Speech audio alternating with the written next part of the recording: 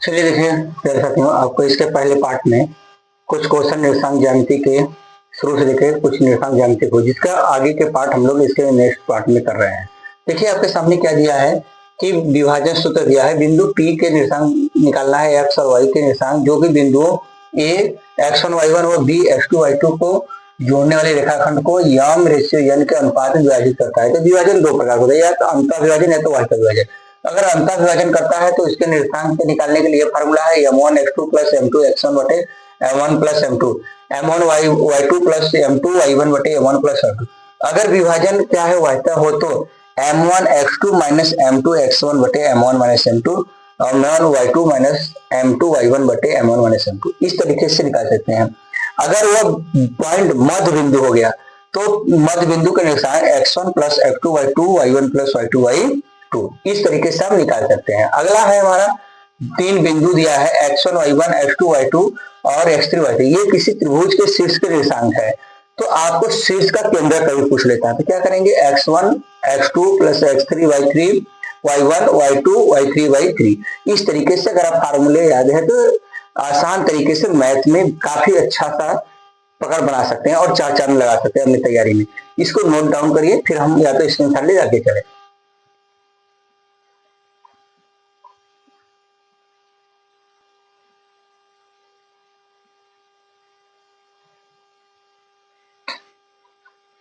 चलिए फिर ऐसा देखिए, आप लोग का आगे दिया है 18वां क्वेश्चन की कोसेक ए को हम लिख सकते हैं 1 साइन ए और सेक ए को लिख सकते हैं 1 काश ए, टैन ए को लिख सकते हैं 1 काट ए, और टैन ए बराबर साइन ए बटे काश ए है। साइन स्क्वायर ए प्लस काट स्क्वायर ए बराबर 1 होता है, सेक स्क्वायर ए माइनस टैन स्क्वायर ए बराबर 1 होता है, कोसेक स्क्वायर ए माइनस काट स्क्वायर ए। ये जबरदस्ती याद करिए, त्रिकोणमिति के पक्का सवाल आने हैं। वृत्त के संबंधित क्षेत्रफल, वृत्त की परिधि 2 पाई आर स्क्वायर है, वृत्त का क्षेत्रफल पाई आर स्क्वायर के बराबर होता है। आर त्रिज्या वाले वृत्त के त्रिज्यखंड जिसका वो थीटा हो तो संगत चाप की लंबाई निकालना होगा थीटा बटे 360 2 पाई आर, यानी कितना कोण बनाया है 2 पाई आर से गुणा करके 360 से भाग। त्रिज्यखंड का क्षेत्रफल थीटा बटे 360 पाई आर स्क्वायर, दीर्घ त्रिज्यखंड का क्षेत्रफल पाई आर स्क्वायर में से लघु का खंड का क्षेत्रफल ज्ञात कीजिए। दीर्घ वृत्तखंड का क्षेत्रफल पाई आर स्क्वायर में से लघु वृत्तखंड का क्षेत्रफल ज्ञात कीजिए। पृष्ठ क्षेत्रफल, घन का आयतन होता है भुजा घटे 3, घनाभ का आयतन होता है लंबाई चौड़ाई गुणे ऊंचाई, गोले का आयतन होता है 4/3 पाई आर क्यों। ठीक है, इतने क्वेश्चन का आप स्क्रीनशॉट लीजिए या वीडियो पर नोट करिए, फिर आगे हम आगे बढ़े।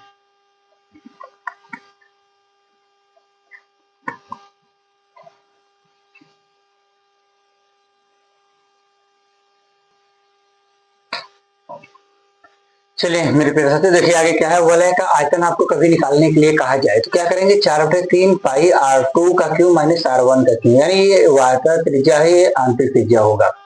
ठीक है, इस तरीके से आप वलय का आयतन निकाल सकते हैं।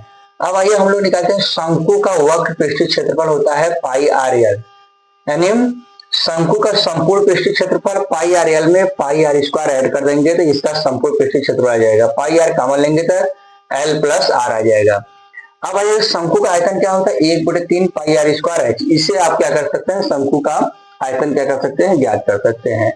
अब बेलन का आयतन आपको निकालना है तो पाई आर स्क्वायर एच के बराबर होता है, बेलन का आयतन होता है। घनाभ का पृष्ठीय क्षेत्रफल क्या होता है 2 L B B H L H, L लंबाई बी चौड़ाई एच ऊंचाई है आपका। इस फार्मूले से आप क्या कर सकते हैं, घनाभ का पृष्ठीय क्षेत्रफल ज्ञात कर सकते हैं। बेलन का संपूर्ण पृष्ठीय क्षेत्रफल निकालना है 2 पाई आर आर प्लस एच लगाएंगे, बेलन का संपूर्ण पृष्ठीय क्षेत्रफल आ जाएगा। गोले का वक्र पृष्ठीय क्षेत्रफल 4 पाई आर स्क्वायर के बराबर होता है, गोले का वक्र पृष्ठीय क्षेत्रफल। अगला है अर्ध गोले का कभी पूछे पृष्ठीय क्षेत्रफल तो 2 पाई आर स्क्वायर के बराबर होता है। अर्ध गोले का संपूर्ण पृष्ठीय क्षेत्रफल, अर्ध गोले का संपूर्ण पृष्ठीय क्षेत्रफल 3 पाई आर स्क्वायर के बराबर होता है। अब ये तो हो गया हमारा मेंसुरेशन के सवाल फॉर्मूले। अब सांख्यिकी से आपसे कभी कभी समांतर माध्य पूछता है तो प्रत्यक्ष विधि से होता है कि सिग्मा एफ आई एक्स आई का योग बटे सिग्मा एफ आई का योग, ये हो जाएगा। कल्पित माध्य विधि है A plus F I D I बटे एफ आई, इस तरीके से आप समांतर माध्य ज्ञात कर सकते हैं। विचलन विधि होता है A plus F I you आई बटे सिग्मा एफ आई गुणे एच। इस तरीके से आप तीनों फार्मूले से किसी भी प्रत्यक्ष विधि से आप क्या कर सकते हैं, समांतर माध्य ज्ञात कर सकते हैं आसान तरीके से। तो ये रहे आपके इंपॉर्टेंट फार्मूले जो कि आपके एग्जाम में पूरा 4 चांद लगाने वाले हैं। तो आप मेरे प्यारे स्टूडेंट इसको जल्दी से नोट डाउन करिए, फिर हम अभी कुछ और इंपॉर्टेंट कुछ बच गए हैं ताकि जिसको हम अभी आपको कराने जा रहे हैं, आप इसको नोट करिए।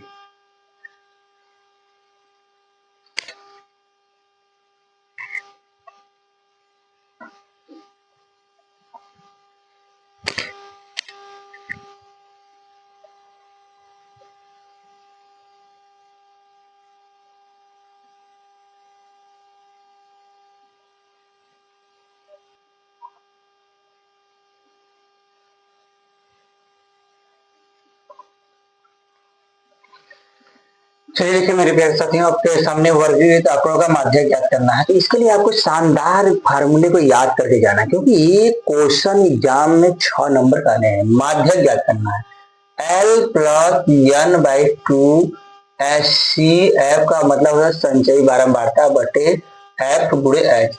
इस फार्मूले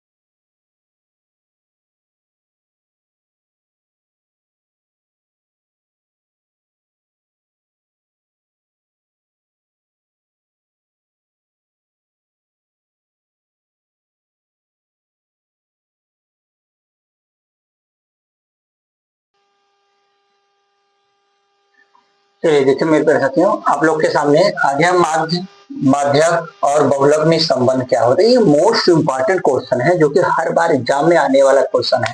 तो बहुलक बराबर ये होता है 3 गुणे माध्यक माइनस 2 गुणे माध्य। यानी यहां से आपको माध्यक माध्यक माध्य और बहुलक 3 दिया रहेगा, कोई एक 2 दिया रहेगा, तीनों में से एक पूछ लेगा। इस तरीके से आप क्या कर सकते हैं, कभी कभी तो डायरेक्ट क्वेश्चन पूछा गया कि तीनों में संबंध क्या है। ये राइट आप संबंध है 3 माध्यक माने 2 माध्यक। ये हो जाता है हमारा यहाँ तक समाप्त हुआ। अब हम लोग एक लास्ट चैप्टर बचा है प्रायिकता। प्रायिकता से 100% सवाल आते हैं, बस आपको फार्मूला याद होना चाहिए। तो प्रायिकता पीई बराबर होता है ई के अनुकूल परिमाणों की संख्या बटे कुल परिमाणों की संख्या। आपके कितने कुल परिमाणु संख्या कितना है, उसमें कितने परिमाण घटे हैं उसका अनुपात निकाल लेंगे तो प्रायिकता निकल जाएगा। प्रायिकता घटने की प्रायिकता न घटने की प्रायिकता का जो योग होता है वह 1 के बराबर होता है। इसमें अगर घटने की प्रायिकता दिया है तो ना घटने की 1 में से घटा दीजिए, अगर ना घटने दिया है तो घटने की प्रायिकता 1 में से घटा दीजिए। तो इस तरीके से हमारा प्रायिकता आ जाता है। प्यारे साथियों, आप लोग के सामने हमने पूरे मैथ के कक्षा 10 के कंप्लीट फार्मूला आपको करा दिए हैं, जिसको आप एकदम रामबाण की तरह आपका काम करेगा और आपकी तैयारी में पूरे 4 चांद लगा देगा। हम आशा करते हैं कि आपको यह वीडियो बहुत जबरदस्त होगी और यह आपके एग्जाम समय में बहुत ही हेल्पफुल होगी, क्योंकि मुझे लगा कि आपके लिए एक ऐसी वीडियो लाई जाए जिससे आपका मैथ में पकड़ पूरा 100 में से 100 रहे और आपको कहीं भी किसी भी प्रकार का समस्या न होने पाए। इस तरीके से हमने आपको पूरा करा दिए। एग्जाम में जाने से पहले इसको अच्छे से रिवीजन करके कंठस्थ करके तभी एग्जाम में जाए, ताकि हमें एग्जाम समय में किसी भी फार्मूले को बीच में हमारा समस्या न हो। अक्सर बच्चों को देखा जाता है कि एग्जाम के समय उनको फार्मूला ही नहीं आता है, जिससे वो उस सवाल को छोड़कर चले जाते हैं। तो इससे इसीलिए हमने इतनी मेहनत करके आपको ये पूरा वीडियो बनाया गया, जिसका कोई भी कास्ट नहीं लिया जा रहा है, निःशुल्क आपके लिए है। तो आप लोग इसको जरूर अपना प्यार दें और इसको सब्सक्राइब करना नहीं भूलिए। जितना ज्यादा ज्यादा हो सके अपने दोस्तों में इसको जरूर शेयर करें, ताकि हम आगे आपके लिए बोर्ड एग्जाम से पहले कुछ और इम्पोर्टेंट चीजें लेके आए। एग्जाम की तैयारी बचे हुए समय में कैसे करेंगे, क्या करेंगे, इन सब बातों के लिए आपको बात करें। तो चलिए हम लोग इसी के साथ अपने भाई को ध्यान करते हैं, और हम आप सभी विद्यार्थियों का कांसेप्ट एजुकेशन पॉइंट में तहे दिल से शुक्रिया और धन्यवाद करते हैं, और अपने तैयारी में लगे रहिए। चलिए इसी के साथ साथ बाय बाय।